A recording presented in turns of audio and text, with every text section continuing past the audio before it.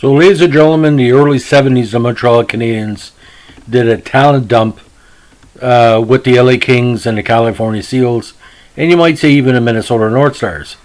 But in the late 70s, early 80s, the same thing was occurring, where prospects and test players were either let go or traded to the Penguins.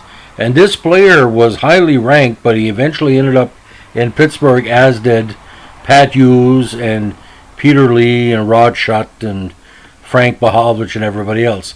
So today we're going to talk about the curious case of Robert Holland. Now born in Montreal, September 10th, 1957.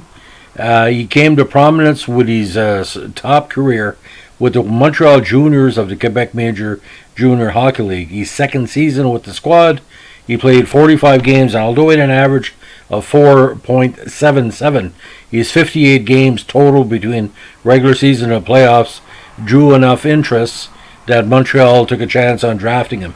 He was taken in the fourth round, 64th overall.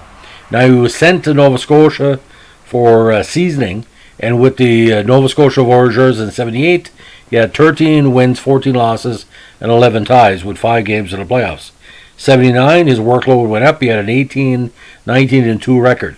79-80, he found himself in his rookie season, not in Montreal, but with the Pittsburgh Penguins, like I had mentioned. He had a 10, 17, and 6 record in 34 games, respectable 384. Now, 1981 was a very busy campaign for him. He played with 3 teams. He did play with Pittsburgh that year with a kind of a bummer record of 1-5-3 with a 5.01 goals against average, but he also found time with the Binghamton Whalers and the Indianapolis Checkers. The Checkers were in the CHL. 82, he split time between the Checkers of the CHL and the Toledo Gold Diggers of the IHL. He ended up 37 games. 83, back with Indianapolis. 84, 85, 3 very consistent seasons where he was among league leaders of wins and starts. Now, 85, 86, he spent time with the Checkers, but moved up, which IHL was considered lower than the AHL. Played 8 games with the Springfield Indians and won 6 with an impressive 2.88 average. Indianapolis, he took the bulk of the contest. He had a 28, 32, and 2 record. Now, 86-87, his last pro season in North America, played with the Milwaukee Admirals with a 34 and 31 record. Now, Montreal had a very busy goalie list in the late 1970s. Was Holland given a chance? No, I think with LaRocque and everybody else, 78, Dryden, all the top players. They did make a trade for Denis Aron later on, which is kind of bizarre because Aron came over from the kind of the Pittsburgh situation. But what was strange about Holland, ladies and gentlemen, he came to notice of scouts long before he played in the Q, because he played in the 1970 Quebec International Pee Wee Hockey Tournament. If you've been following my podcast, you can pretty well notice we talk a lot about playing in the Quebec Pee Wee Tournament as a starting line for a lot of players that have been drafted or played in the NHL. Now, at 6'1", 185, he was your perfect size of a goalie.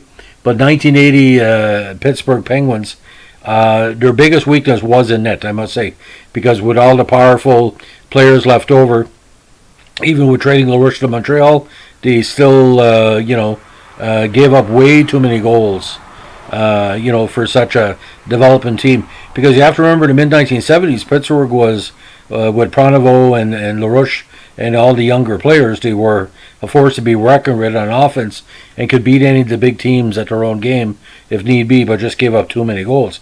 And this is a team, 6 years later, they had offense and defense with Mario Lemieux, and that's why they won the Cup within 5 years. So, anyway, Holland playing 2 games in the NHL, 44 games, 11, 22, and 9 record, and your typical lower-end NHL average of 4.09. So that's the curious case of Robert Holland. Thank you for allowing me to pass 200 subscribers on my YouTube channel. It doesn't sound like much, but again, no monetization, no ads, basically word of mouth. I do not want any right-wing or left-wing ads on my site.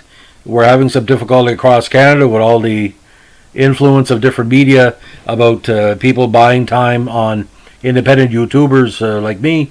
I don't take left or right. I don't want those type of ads. So if I ever have it monetized, it will be for charity. Any money it will make will go directly to charity. So, by the way, if you like the podcast, why don't you donate to a local charity that the NHL has sponsored, be it MS, Cancer, Children's Wish. If you like this podcast, make a donation. I would appreciate that.